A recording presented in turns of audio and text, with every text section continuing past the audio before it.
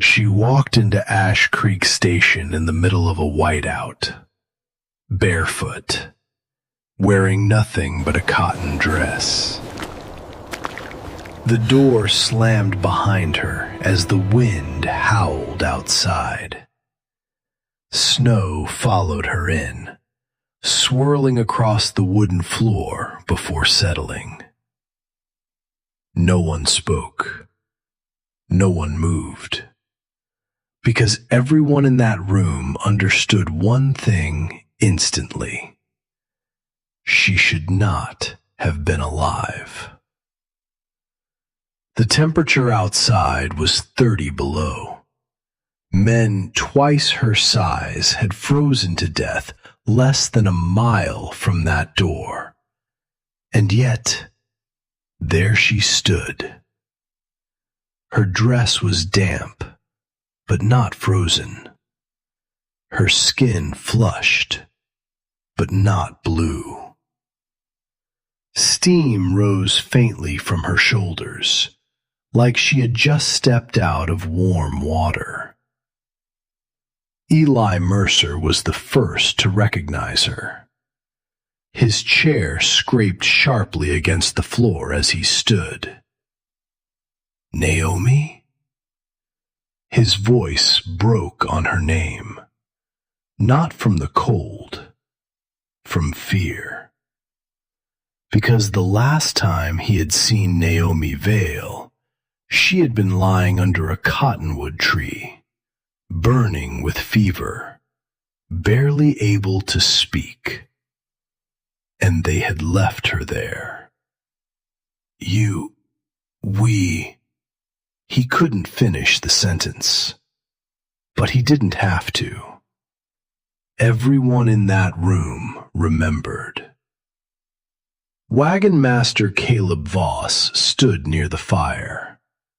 He didn't move, didn't step forward, didn't speak, but his jaw tightened and his eyes never left her. "You said I wouldn't last the night," Naomi said. Her voice was calm, too calm. "You said stopping for me would cost lives." The fire cracked behind her. A log shifted. No one argued. No one denied it. Because they had all agreed it had been easier that way. The fever had come fast. One day she was walking. The next, she couldn't stand. 40 families, 200 souls, all racing winter across open land, and one sick girl slowing them down. "She's not going to make it," Caleb had said, his voice steady, certain. "We stay, we all risk getting trapped. We move, we survive."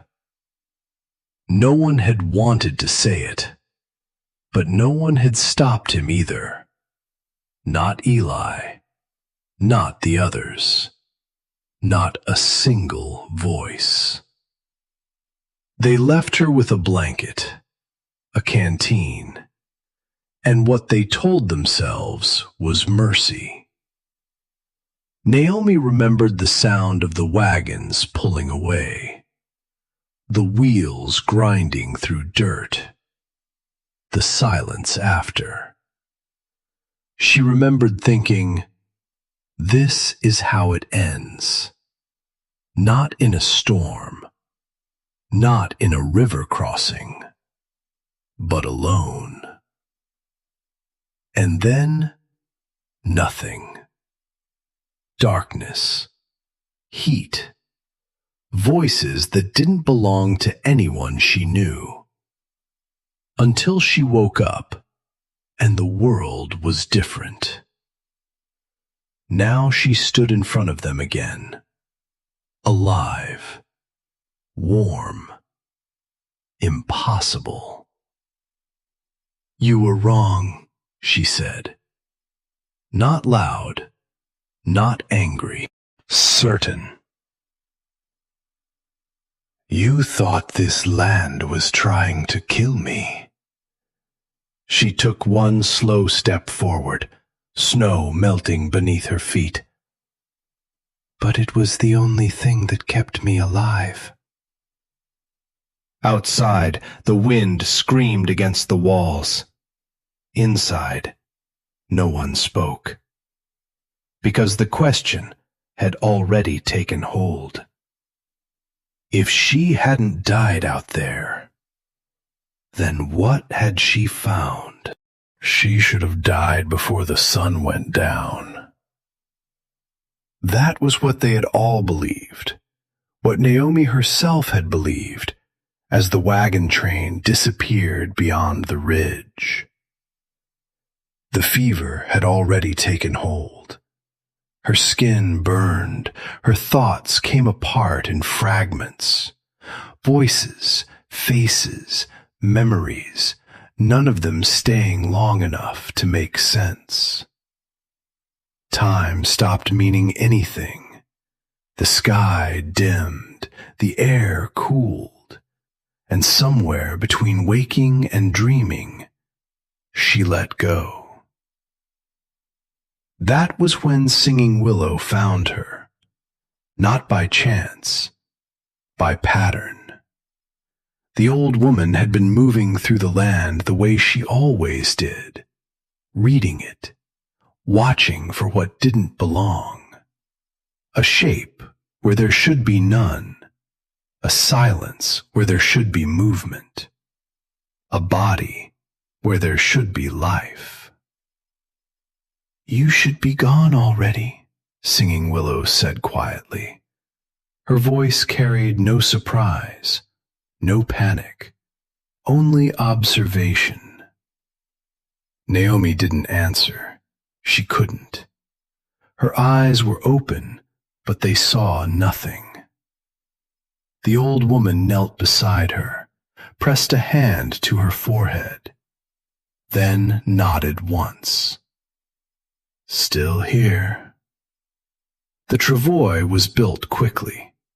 Cottonwood branches, rawhide straps. Simple, efficient.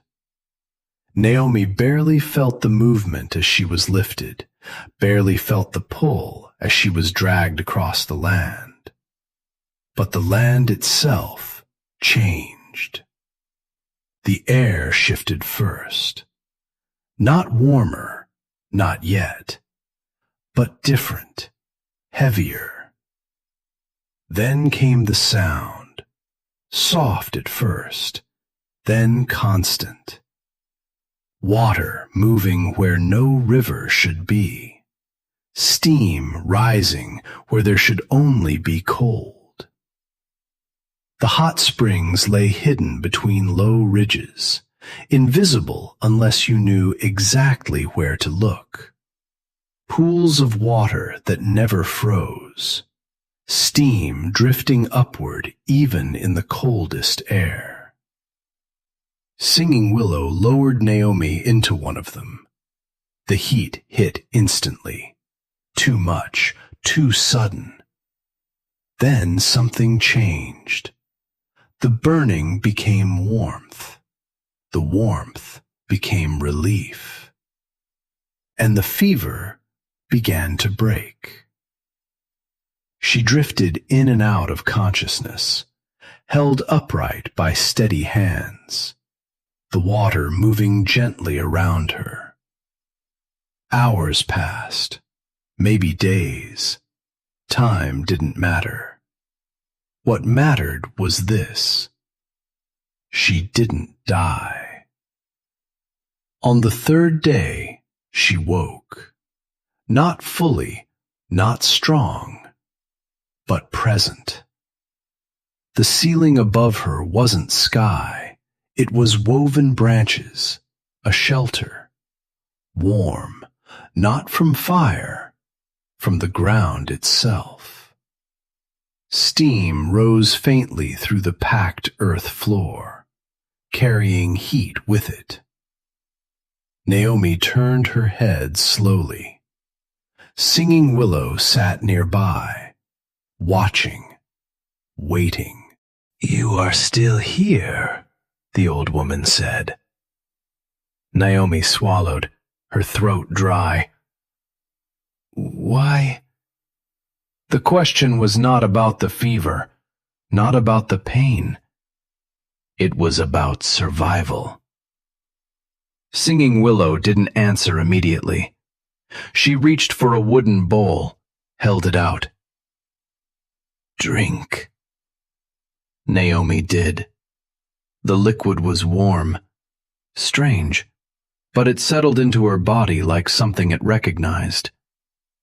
Only then did the old woman speak. "The earth holds heat. It does not lose it the way air does." Naomi frowned slightly, trying to understand. Singing Willow gestured toward the entrance. Outside, steam curled upward against the cold sky. "Your people see this place and think danger. They see steam and think something is wrong." She looked back at Naomi. "But this is where the land keeps its warmth." Naomi closed her eyes, not from exhaustion, from realization. The wagon train had fled the cold, run from it, but they had never looked for where it broke. And here, in the one place they would have avoided, was the only place she could have survived. "You were not saved by chance," Singing Willow said quietly. "You were saved because you were left in the right place." Outside, the steam continued to rise, endless, unchanging. And for the first time since the wagon train disappeared, Naomi was no longer dying. She was learning. By the time the snow began to settle for winter, Naomi was no longer the same person they had left behind. She was stronger. Not in the way people usually meant, not faster, not tougher, but quieter, more precise. Because everything she did now had a reason. Each morning began the same way. Before the light fully reached the valley, she stepped outside barefoot, steam rising around her. She didn't rush, didn't react to the cold. She observed. Where the steam was thickest, where the ground stayed soft, where frost never formed. Singing Willow never explained everything at once.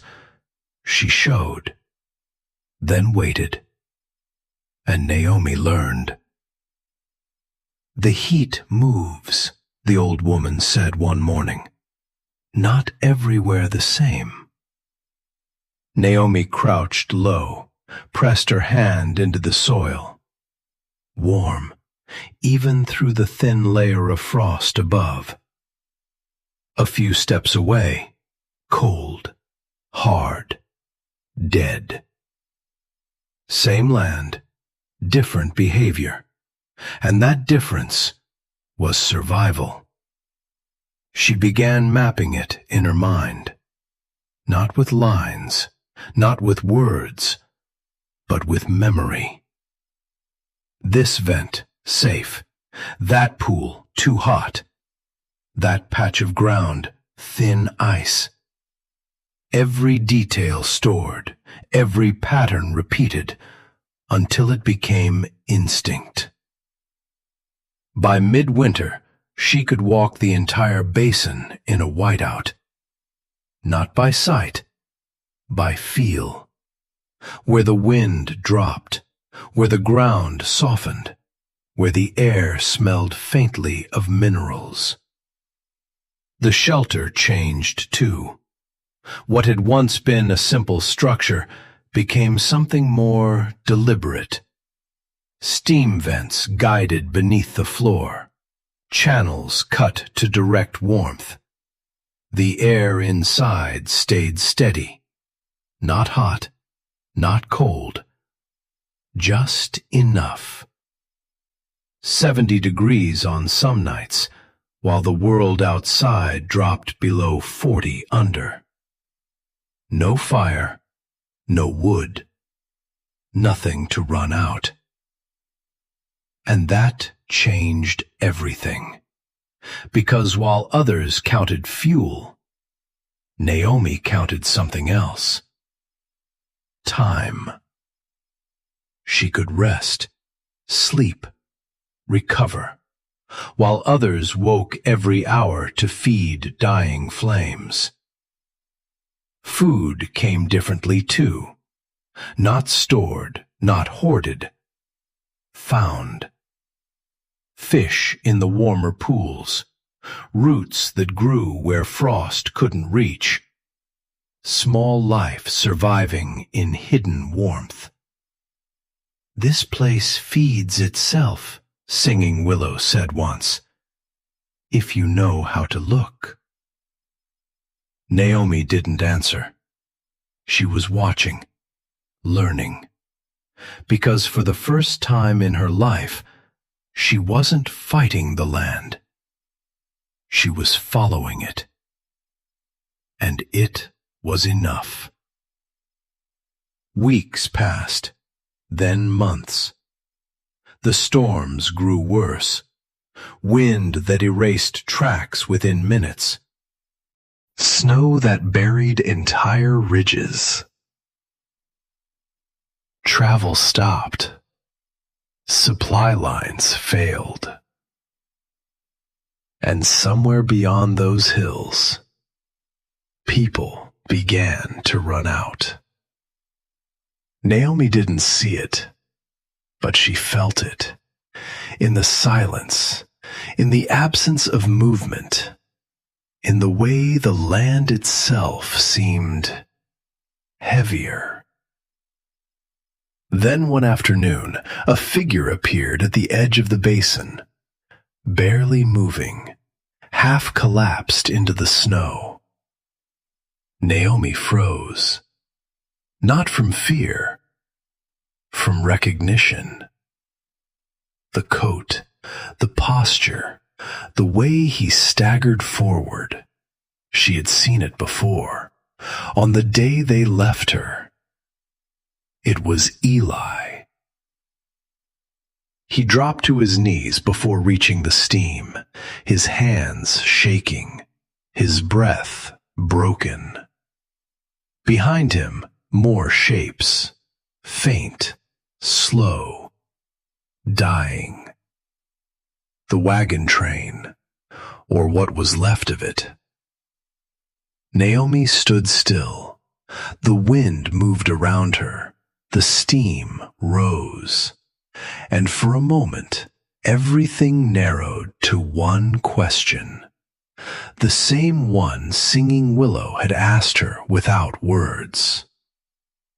What do you do when the people who left you to die come back, needing you to save them? Naomi didn't move, not yet. Because the answer would change everything. They did not look like the same people. The ones who had walked away months ago, strong, certain, decisive, were gone. What stood at the edge of the basin now was something else. Slower, thinner, breakable. Eli tried to stand, failed, fell forward into the snow. The others didn't rush to help him, not because they didn't care, but because they didn't have anything left to give. Naomi watched, silent, still. The wind cut across the ridge behind them. Snow drifted sideways. And in that moment, she understood something clearly. They would not survive the walk back. Not one of them. Not in this cold, not in this condition. "You don't owe them," Singing Willow said quietly behind her, her voice calm, neutral. Naomi didn't turn. She didn't need to. The words were true, every part of them. "They chose," the old woman continued. "They left you. They accepted your death." Naomi's fingers curled slightly at her sides. She remembered. The wagon wheels turning, the silence after, the certainty that no one was coming back. "They will die out there," Singing Willow said, "whether you help them or not." Another truth, simple, cold, unavoidable. Naomi took one slow breath, then another, and stepped forward. Eli looked up when he heard her. His eyes widened. Not relief, not yet. Something closer to disbelief. "You're real," he said, his voice barely holding together. Naomi stopped a few feet away, close enough to see the frost on his eyelashes, close enough to see the fear. "I am," she said. Behind him, a child began to cry, weak, thin. The sound didn't carry far in the wind, but it carried enough. "How many?" Naomi asked. Eli swallowed. 20, he hesitated. 23 left. Left. Not started with, not planned. Left. Naomi nodded once, then turned. "Follow me." No explanation, no hesitation, just movement. At first, they didn't. Too tired, too uncertain, too used to making their own decisions. Then one of the women stepped forward, carrying a child. Then another, and slowly they followed. The path was not straight. It curved, turned, dipped behind ridges. Naomi didn't look back. She didn't need to. Every step had purpose. Every turn avoided wind. Every dip held heat. "Stop here," she said after several minutes. They did, not because they understood, because they trusted. "Stand still," she said. "Don't move."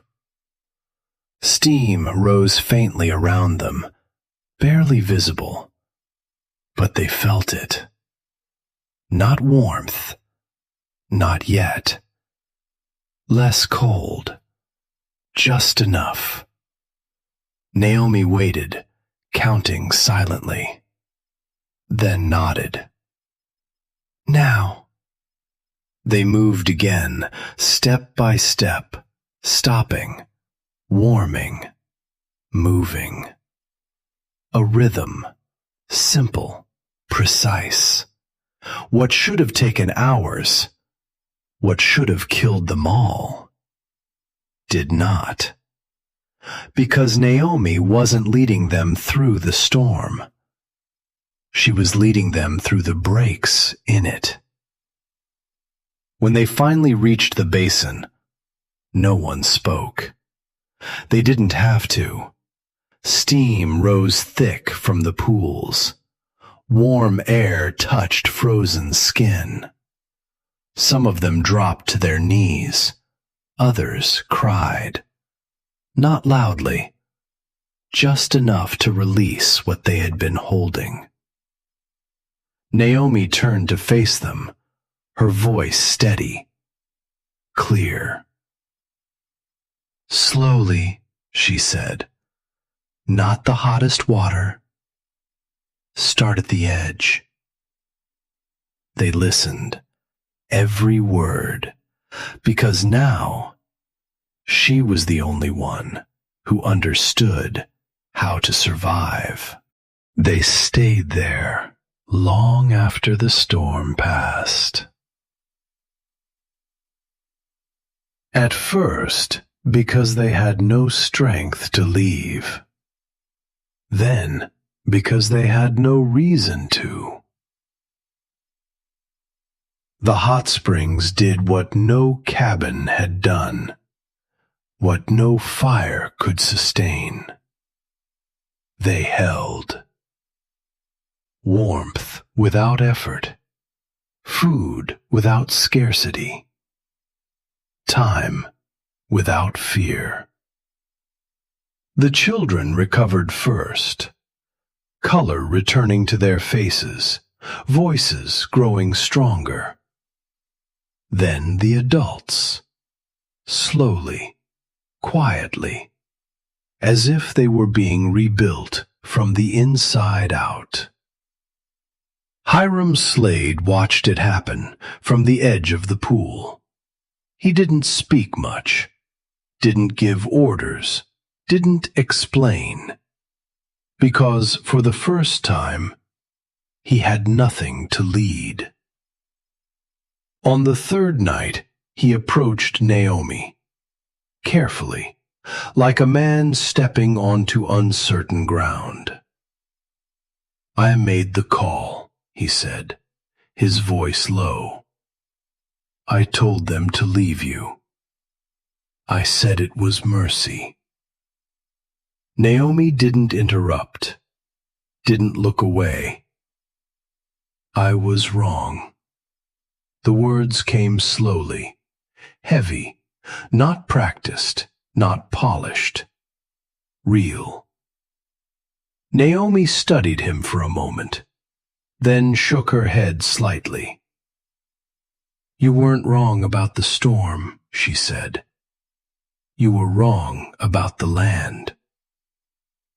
Silence settled between them, not uncomfortable, final, because that was the truth. The land had never tried to kill them. It had never chased them, never hunted them. It had simply been there, with warmth hidden beneath cold, with shelter hidden beneath exposure, with survival hidden beneath fear. And only one person had stopped long enough to see it. Weeks passed. The snow began to soften. The wind lost its edge. The world loosened. Some of them left, heading west again, chasing the life they had nearly lost. But not all. A few stayed. They built small shelters near the springs, learned the ground, learned the heat, learned the patterns Naomi had learned.